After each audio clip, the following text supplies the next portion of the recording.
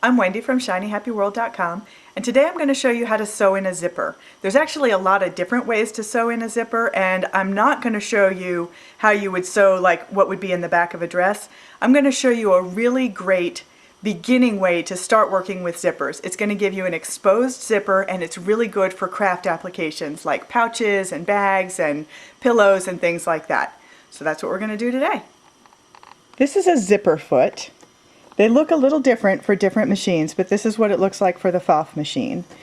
You can put it on either side of your presser foot here so that the needle can go down into this slot or into the slot on this side, depending on which side you need it on.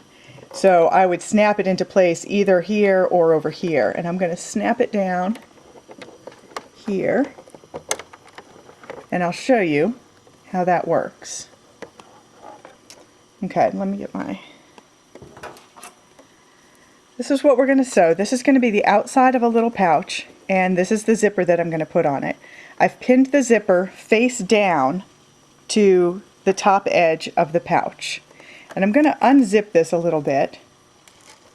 The zipper pull is chunkier and wider than the rest of the zipper, so I want to pull it out of the way because it's going to tend to push my needle out of the way, and you'll see what we're going to do with that. So you lay this under the edge of your presser foot, and see what the zipper foot allows you to do is get that needle really close to the teeth of the zipper. So what I'm doing here is I'm not worrying so much about the seam allowance being lined up in a particular place here. I'm worried about keeping the edge of this foot as close as I can to the teeth of the zipper. So I'm going to back stitch just like we would for anything else. And then I'm going to stitch forward, and I'm going to go pretty slow, and I'm just going to keep that lined up. Now you see we're coming up to the pull here, and I really want to get that out of my way. So what I'm going to do is needle down so that my piece doesn't shift at all. I'm going to lift up the presser foot. Let me see if I can do this without getting in the way of the video camera. I'm going to pull that closed. So now the zipper is back where I've already sewn, the pull is, and I can keep sewing down here.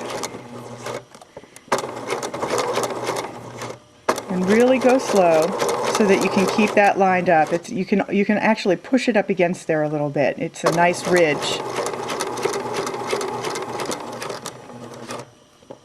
And then back stitch. And I'm going to pull it out of the machine and show you. So what you have now is a nice clean sewn edge right at the edge of your stitching. Sometimes the instructions are going to tell you to top stitch that, and I'm going to show you right now how to do that. We'll do it with the zipper foot on. And I'm just going to leave that foot in place. I'll just get that thread down. And this time I'm going to line the edge of my foot up. I'm not going to push up against here. I'm going to line the edge of my foot up against that seam there.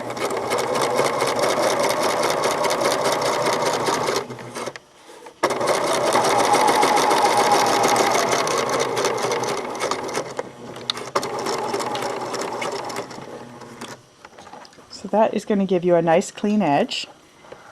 I'll pull that out. So you get a nice clean finish, and one of the nice things about top stitching it is that there's no way now for this fold of fabric to ever get caught in the teeth of the zipper. So that's really nice, especially when you're sewing something for kids. But it does leave a visible line of stitching, and sometimes you don't want that. The other thing that you'll sometimes do with this kind of zipper attachment in particular is to sew a lining in on the back side. So I'm going to show you how you do that. You're going to layer together now two pieces of fabric. You're going to have your fabric front, and you lay that right side up, and then you lay your zipper just like you did before, face down. So you're going to make a little sandwich here, and then you're going to lay your lining face down on top of that. So you have 3 layers of fabric all lined up at the edge. And I'm going to sew that.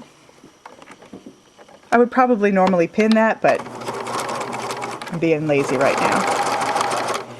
Now you can't see the teeth of the zipper, so you have to go by feel, and this is when you really do want to go slow. So I'm kind of making sure that that is riding right along the edge of the teeth there. And you just have to trust me that I'm feeling that there. I can feel the bump of the teeth of the zipper. And now I'm coming up to the zipper pull, so I'm going to do the same thing. Needle down, then reach under the layers.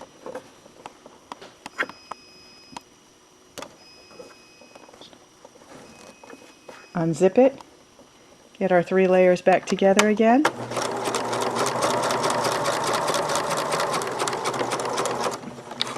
Back stitch. And we're done with that. Let me show you how that looks. When you open that up, let me pull that close so you can see it better. So this was our unlined side. This is the side with the lining, so when you flip it over, you'll have the lining fabric keeping that edge neat on the inside. So that's it. That's how you sew in an exposed zipper. I showed you how you attach the fabric to the zipper, how you top stitch that fabric on in case your pattern calls for that, and also how to sandwich the zipper in between the main fabric and a lining fabric. I'm Wendy from ShinyHappyWorld.com. I'll see you next time.